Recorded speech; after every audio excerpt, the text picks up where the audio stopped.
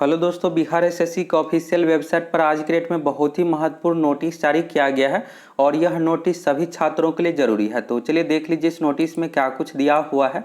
यहाँ पर आप डेट देख सकते हैं 7 अप्रैल 2022 और यह जो संबंधित है थर्ड ग्रेजुएट लेवल भर्ती संबंधित है। तो चलिए सबसे पहले इस नोटिस को डाउनलोड करते हैं और देख लीजिए इसमें क्या कुछ दिया हुआ है। यहाँ पर आप देखिएगा बिहार कर्मचारी चयन आयोग सुधि पत्र, कल जो विज्ञापन पब्लिश किया गया 2187 पोस्ट पर, उसमें संशोधन किया गया है। तो क्या कुछ संशोधन किया गया है इसके बारे में देख लीजिए।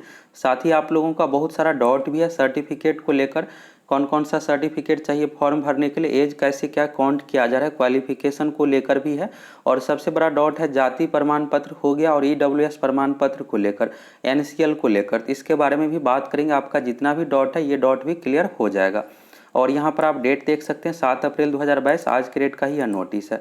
और अगर आप सभी चैनल पर नए हैं तो फटाफट सब्सक्राइब करके जुड़ जाइए। बिहार एसएससी भर्ती से संबंधित हर एक अपडेट आप लोगों को देंगे और साथ में तैयारी भी करवाएंगे।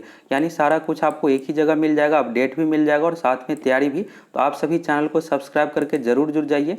यहाँ पर आप देखिएगा तो 6 अप्रैल 2022 कल के डेट में नोटिफिकेशन जारी किया गया था विज्ञापन संख्या 01/2022 के अंतर्गत। और आप लोगों का ये भी कमेंट था कि इंटर लेवल की भर्ती कब आ रही है। तो इंटर लेवल की भी भर्ती में आप 1 महीने में भर्ती आ जाएगी, यानी इस महीने के लास्ट तक विज्ञापन पब्लिश हो जाएगा।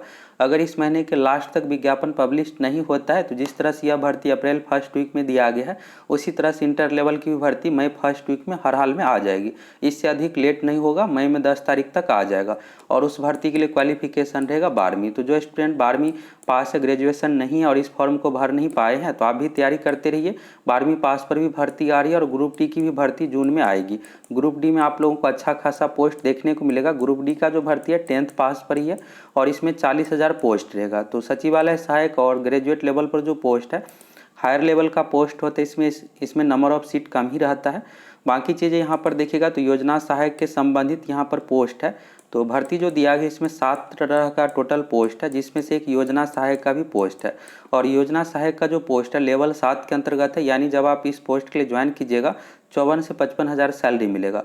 और सचिवालय सहायक का जो पोस्ट है लेवल 7 के अंतर्गत ही है, यानी दोनों में सेम ही सैलरी है। तो इसमें यहाँ पर टाइपिंग मिस्टेक हो गया है। फ्रीडम फाइटर का जो सीट है इसके लिए 4 सीट यहाँ पर निर्धारित किया गया था। अब इसको आपको जो समझना है 3 सीट समझना है, बाकी और सीट में भी संशोधन किया गया। तो आगे देख लीजिए। अब ये फ्रीडम फाइटर क्या होता है अगर आपको नहीं पता है, अगर आपके दादाजी नानाजी स्वतंत्रता सेनानी थे या फिर है और योजना यहाँ पर स्वतंत्रता सेनानी थे या है और पेंशन का लाभ मिल रहा है भारत सरकार की ओर से, तो आप यहाँ पर फ्रीडम फाइटर का सर्टिफिकेट बना सकते हैं। अब ये सर्टिफिकेट कहाँ से बनाना है, डीएम ऑफिस से बनता है। उसके लिए आपको दादाजी नानाजी से संबंधित डॉक्यूमेंट देना पड़ेगा कि आप उसी के फैमिली से रिलेटेड है और यहाँ पर पेंशन से संबंधित एक आपको देना पड़ेगा कोई भी डॉक्यूमेंट की पेंशन मिल रहा है। अगर आपके दादाजी नानाजी जिंदा नहीं भी है तो भी आप बना सकते हैं डीएम ऑफिस जाकर।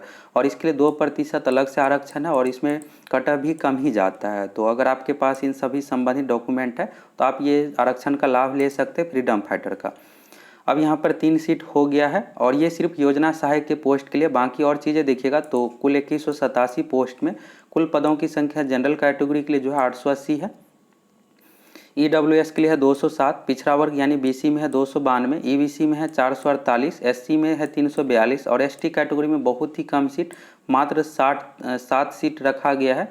और पिछड़े वर्ग की महिलाओं के लिए 71 सीट है। कुछ स्टूडेंट को डाउट ये रहता है कि यहाँ पर एक अलग से आरक्षण महिलाओं के लिए क्यों है। यह आरक्षण जो 3% है पिछड़े वर्ग की महिलाओं के लिए, ये बहुत पहले से है और जब 2017 में 35% लागू किया गया, जो 3% पहले से था इसे नहीं खत्म किया गया है और साथ में यहाँ पर 35% अलग से दिया गया है। तो इसलिए यहाँ पर 71 सीट अलग से रखा गया है। इसके बाद कुल पदों की संख्या 2187 है, जिसमें से यहाँ पर देखिएगा फ्रीडम फाइटर के लिए स्पेशल 42 सीट रिजर्व किया गया और दिव्यांग अभ्यर्थियों के लिए 81 सीट इसी 2187 में से यहाँ पर है। और आप विज्ञापन में जब देखे होंगे तो वहाँ पर स्पष्ट दिया हुआ है कि 880 में से 35% जो सीट महिलाओं के लिए कितना क्या है सभी कैटेगरी वाइज। अब इसमें क्या किया गया है कि संशोधन किया गया तो उक्त कुल पदों की संख्या वाली पंक्ति को निम्न रूपेण पढ़ा जाए। तो सीट जो है 2187 था पहले भी अब भी है, लेकिन यहाँ पर कैटेगरी वाइज चेंज हो गया। कल जो यहाँ पर दिया गया था ये सारा टाइपिंग मिस्टेक है, जो जोड़ करके बताना था। टोटल 7 तरह का पोस्ट है और सभी 7 तरह के पोस्ट को जोड़ करके यहाँ पर लिखना था। अब यहाँ पर स्टाफ की ओर से मिस्टेक हो गया, 880 के जगह पर 855 होता। इसके बाद 207 के जगह पर 201 आपको समझना है। पिछड़े वर्ग बीसी कैटेगरी में 283 सीट है, एबीसी में 439, एससी में है 335, एसटी में है 5 सीट। पहले 7 था, अब घट करके 5 हो गया। और पिछड़े वर्ग की महिलाओं के लिए 69 सीट। इसके बाद फ्रीडम फाइटर के लिए 41 सीट है। इसके बाद यहाँ पर दिव्यांग अभ्यर्थियों के लिए 81 सीट। तो इस तरह से यहाँ पर सीटों की संख्या में किसी भी प्रकार का कोई परिवर्तन नहीं हुआ है। बाकी जो 6 अप्रैल 2022 कल जो विज्ञापन पब्लिश किया गया तो सेम चीज़ है, बस यहाँ पर सीटों की संख्या में कैटेगरी वाइज चेंज हुआ है। और टोटल जो सीट है 2187 पहले जो था वही है। और यहाँ पर आप डेट देख सकते हैं 7 अप्रैल 2022। अब आप लोगों का कुछ डॉट है, तो डॉट के बारे में देख लीजिए, यहाँ से आपका डॉट भी क्लियर हो जाएगा। आप लोगों का सबसे बड़ा डॉट है सर्टिफिकेट को लेकर कि सर्टिफिकेट कब तक बना होना चाहिए। बिहार एसएससी का नोटिस देखिएगा कल के डेट का 6 अप्रैल 2022 का। इस नोटिस में यहाँ पर स्पष्ट लिख दिया। और खास करके अगर आप बिहार एसएससी का फॉर्म भर रहे हैं तो कोई भी सर्टिफिकेट को लेकर बिल्कुल भी रिस्क नहीं लीजिए, क्योंकि बिहार एसएससी की ओर से देखिएगा तो नियम में यहाँ पर कोई भी ढंग का नियम नहीं रहता, कभी कुछ भी लागू कर दिया जाता है। अभी आप देखिएगा 2014 इंटर लेवल भर्ती को लेकर कोर्ट केस हुआ है, और उसमें यही है कि एनसीएल यानी नॉन क्रीमी लेयर जाति प्रमाण पत्र बीसी ईबीसी से संबंधित कुछ कैंडिडेट का यहाँ पर कास्ट चेंज हो गया। 2014 में यहाँ पर बीसी कैटेगरी में था, अब ईबीसी में आ गए हैं। कुछ कैंडिडेट ऐसे हैं जो ईबीसी में पहले था, अब एससी कैटेगरी में आ गया है। इसी सब को लेकर डाउट था। तो यहाँ पर बिहार एसएससी की ओर से स्टूडेंट के जो यहाँ पर होना चाहिए डिमांड जो था उससे रिलेटेड कुछ भी यहाँ पर फैसला नहीं लिया गया। तो फाइनली स्टूडेंट यहाँ पर कोर्ट गए हैं और अब कोर्ट का डिसीजन आना बाकी है। तो आप देखिएगा तो भर्ती प्रक्रिया इसी तरह से लेट होता है, और बिहार एसएससी की ओर से कोई भी स्टूडेंट जिस तरह का जो डिमांड है उस अकॉर्डिंग कोई भी फैसला नहीं लिया जाता है। तो इसलिए यहाँ पर देखिएगा तो स्पष्ट लिख दिया है, ऑनलाइन आवेदन भरने से पूर्व कर ले और तदनुसार ऑनलाइन आवेदन पत्र में प्रविष्टियाँ करना सुनिश्चित करेंगे। अभी आपके पास लगभग 1.5 महीने का समय है। 14 तारीख से फॉर्म भराएगा, 15 मई तक 17 मई तक लास्ट डेट रखा गया है। तो 1 महीने में आपका जो भी अगर ईडब्ल्यूएस सर्टिफिकेट आप नहीं बनाए हैं बना लीजिए फटाफट। अगर आप बीसी सर्टिफिकेट नहीं बनाए हैं, ईबीसी कैटेगरी से आते हैं नहीं बनाए हैं तो बना लीजिए, बेहतर आपके लिए यही रहेगा। अब होगा क्या कि डॉक्यूमेंट वेरिफिकेशन के समय आपसे ये मांग दिया जाएगा कि फॉर्म भरने की अंतिम तिथि तक का ही हम बीसी ईबीसी का मान्य करेंगे। उस समय आपको दिक्कत हो जाएगा। फिर क्या किया जाएगा, आपको जनरल कैटेगरी में कर दिया जाएगा, और फिर पीटी का भी कट ऑफ देखा जाएगा कि पीटी में आप जनरल कैटेगरी के कट ऑफ पार किए हैं या नहीं। अगर नहीं किए रहेंगे तो फिर फेल हो जाइएगा, फाइनल ज्वाइनिंग आपका नहीं हो पाएगा। तो बेहतर यही है, अगर आप ग्रेजुएशन का भी यहाँ पर सर्टिफिकेट अभी तक कॉलेज से नहीं लाए हैं तो सभी सर्टिफिकेट तैयार करके रख लीजिए। ईडब्ल्यूएस कहाँ से बनाना है तो ये आप ब्लॉक से बना लीजिए, इसके बाद आप एसटीओ तक का जरूर बना लीजिएगा। बीसी के लिए अगर आप जाति प्रमाण पत्र बनाना चाहते तो इसके लिए आपको एनसीएल यानी non creamy layer. Non creamy layer क्या होता है तो यहाँ पर ये देना पड़ता है कि आपके फैमिली का इनकम यानी सभी का मिलाकर के 8 लाख से कम है, और ख़ास करके जो फीमेल कैंडिडेट है और अगर आपकी शादी हो गई है तो उस कंडीशन में आपका यहाँ पर एनसीएल जो बना होना चाहिए कास्ट सर्टिफिकेट पिता के नाम से ही। जाति जो होता है पिता के अकॉर्डिंग होता है, पति के अकॉर्डिंग आपको बिल्कुल भी नहीं बनाना है, पिता के नाम से जाति प्रमाण पत्र बनाना है। बीसी के लिए सबसे पहले आपको ब्लॉक से जाति प्रमाण पत्र, आवासीय प्रमाण पत्र और आय प्रमाण पत्र बनाना है। इसके बाद एनसीएल नॉन क्रीमी लेयर के लिए आपको अप्लाई करना है। और ये सब जो भी डॉक्यूमेंट है बिहार सरकार के फॉर्मेट में होना चाहिए। भारत सरकार और बिहार सरकार दोनों का बनता है तो आपको बिहार सरकार का बनाना है। यह जो भर्ती है बिहार सरकार का है। तो यहाँ से आपको डॉक्यूमेंट को लेकर भी डाउट क्लियर हो गया। अब बात करते हैं ग्रेजुएशन की। कुछ छात्रों का ये कमेंट है कि मेरे पास प्रोविजनल सर्टिफिकेट है। अगर आप इस साल ग्रेजुएशन पास किए होंगे कुछ ही दिन पहले तो हो सकता है कि अभी तक आपको मूल प्रमाण पत्र नहीं मिला हो, सिर्फ अभी प्रोविजनल दिया गया हो। तो कोई दिक्कत नहीं है, प्रोविजनल से भी बिल्कुल आप फॉर्म भर सकते हैं। जब आपका ज्वाइनिंग होगा तो उस समय आपसे मूल प्रमाण पत्र मांगा जाएगा ग्रेजुएशन का, या फिर फॉर्म भरते इसमें आप मार्कशीट का भी सीरियल नंबर दे सकते हैं। उससे रिलेटेड आप लोगों को वीडियो बना कर देंगे क्या क्या चीज़ मांगा जा रहा है, क्या क्या चीज़ आपको देना है। ये क्लियर हो गया। अब दूसरा यहाँ पर एज को लेकर है, तो चलिए एज के बारे में देख लीजिए और क्वालिफिकेशन के बारे में देख लीजिए, फिर ये भी डॉट आपका क्लियर हो जाएगा। तो विज्ञापन में आप देखिएगा तो विज्ञापन में यहाँ पर एज के बारे में स्पष्ट लिख दिया गया है। यहाँ पर सीट का डिटेल्स है। शैक्षणिक योग्यता के बारे में देखिएगा तो यहाँ पर स्पष्ट है कि ऑनलाइन आवेदन समर्पित करने की अंतिम तिथि यानी 17 मई तक आपके पास ग्रेजुएशन का डिग्री होना चाहिए। अब डिग्री में ये है कि आपका मार्कशीट यानी रिजल्ट आ जाना चाहिए। अगर कुछ मान लीजिए विश्वविद्यालय का भी रिजल्ट पेंडिंग है तो आप कुछ छात्रों के साथ जाइए विश्वविद्यालय और वहाँ पर डिमांड कीजिए कि रिजल्ट जल्द से जल्द पब्लिश किया जाए अगर फाइनल ईयर का रिजल्ट नहीं आया है तो।